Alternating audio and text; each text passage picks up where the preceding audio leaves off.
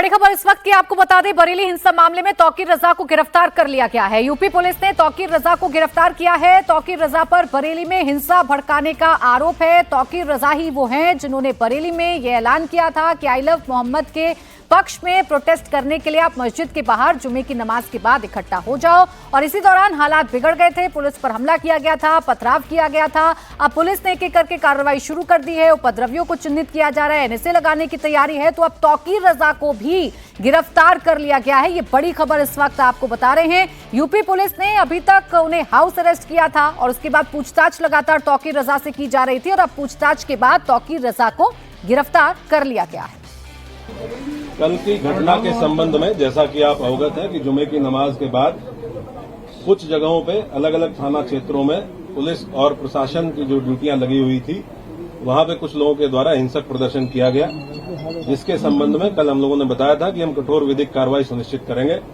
उसमें हम लोगों के द्वारा अब तक कुल 10 एफआईआर दर्ज की गई हैं, जिसमें थाना कोतवाली में 5 एफआईआर दर्ज की गई हैं, थाना बारादरी में 2 एफआईआर दर्ज की गई हैं, थाना किला प्रेमनगर और कैंट में 1-1 एफआईआर दर्ज की गई है। इन दर्ज एफआईआरों में आज हम लोगों के द्वारा कुल 8 अपराधियों को, जो इस घटना में शामिल थे, 8 अभियुक्तों को गिरफ्तार करके जेल भेजा गया है। उनके नाम मैं आपको पढ़ के बता देता हूं।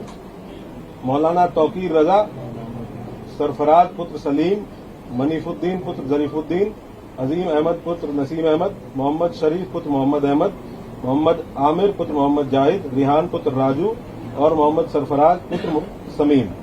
इन 8 लोगों को आज हम लोगों के द्वारा गिरफ्तार किया गया है और जो रिमांड मजिस्ट्रेट है उनके समक्ष पेश करते हुए न्यायिक हिरासत में इनको लिया गया है। कोर्ट के आदेश के उपरांत इनको संबंधित जेल में भेजा गया है। टोटल जो 10 एफआईआर दर्ज हुई है, उसमें जो प्रमुख एफआईआर है थाना कोतवाली की, इसके बारे में मैं आपको बता देता हूं। एफआईआर नंबर 489/25, जिसमें भारतीय न्याय संहिता की धारा 109(1), 109(2), 118(2), 121(2), 189(5), 191(2), 195(1), 196(1), 196(2), धारा 223, 310(2), 324(5), 324(6), 61(2), धारा 62, आपराधिक कानून संशोधन अधिनियम धारा 7, सार्वजनिक संपत्ति नुकसान निवारण अधिनियम धारा 3 और सार्वजनिक संपत्ति नुकसान निवारण अधिनियम धारा 4। इन समस्त गंभीर धाराओं में जो हमारी प्रमुख एफआईआर है, जो खलील तिराहे पे घटना हुई थी, जिसमें जो पुलिस बल वहां पे लगा हुआ था, मजिस्ट्रेट्स जो वहां पे लगे हुए थे, इनके द्वारा बहुत संयमित तरीके से वहां जो भीड़ आई अचानक से, उसको रोकने का प्रयास किया गया, समझाने बुझाने का प्रयास किया गया। उसके बावजूद इस भीड़ के द्वारा बैरिकेडिंग को तोड़ के पुलिस बल के साथ दुर्व्यवहार करते हुए इस्लामिया कॉलेज पहुंचने के लिए प्रयास किया गया और उसके अंतर्गत पुलिस के ऊपर हमलावर हुए, पुलिस के ऊपर पथराव किया गया। वहां से हम लोगों के द्वारा जो सामग्री रिकवर हुई है उसके बारे में मैं आपको बता देता हूं। ईंट पत्थर के टुकड़े भारी मात्रा में रिकवर किए गए हैं, चप्पल जूते भारी मात्रा में, पुलिस के टूटे हुए बैरिकेड रिकवर किए गए हैं। वहां से कुछ ब्लेड्स, खोखा कारतूस 12 बोर और 315 बोर के, जो संभवतः फायरिंग में यूज होंगे, वो रिकवर किए गए हैं। जिंदा कारतूस रिकवर किए गए हैं। एक तमंचा 12 बोर का, जो संभवतः वहां किसी उपद्रवी के पास से गिर गया था भगदड़ में, एक ये रिकवर किया गया है। अवैध चाकू, लाठी, डंडे और कुछ कांच की टूटी हुई बोतलों के टुकड़े, जिनसे पेट्रोल की बदबू आ रही है, जो संभवतः पेट्रोल भर के लाया गया था। ये सारी चीजें वहां से, जो घटनास्थल था खलील तिराहे का, वहां से बरामद की गई है। 2 वाहन क्षतिग्रस्त हुए हैं, गाड़ी संख्या यूपी 32 EG 3137 और एक मोटरसाइकिल, ये 2 वाहन क्षतिग्रस्त हुए हैं। अभी 8 लोगों को हम लोगों ने गिरफ्तार किया है। टोटल हम लोगों ने 39 लोगों को अब तक हिरासत में लिया है। 8 लोगों को गिरफ्तार करके न्यायिक हिरासत में भेज दिया गया है, जेल भेज दिया गया है।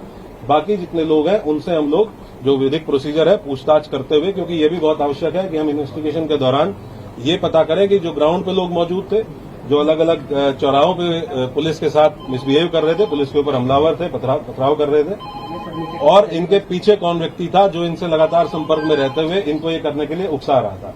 तो उस बिंदु पे इनसे पूछताछ की जा रही है। इनके मोबाइल फोन जिन जिनके रिकवर किए गए हैं, उन मोबाइल फोन से भी एविडेंस कलेक्शन किया जा रहा है।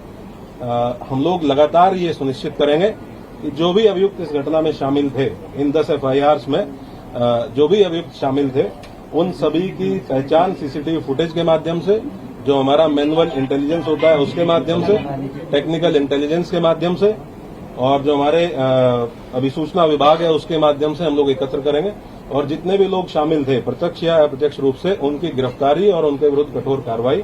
जैसा कि माननीय मुख्यमंत्री जी और शासन की मंशा है, अपराध के विरुद्ध जीरो टॉलरेंस, कानून व्यवस्था की स्थिति एकदम दुरुस्त रहे, उसको कोई किसी भी प्रकार से बिगाड़ ना पाए और बिगाड़ने वालों के विरुद्ध जीरो टॉलरेंस, इस पे हम लोग कार्रवाई सुनिश्चित करेंगे। तौकीर रजा के खिलाफ कितने नामजद एफआईआर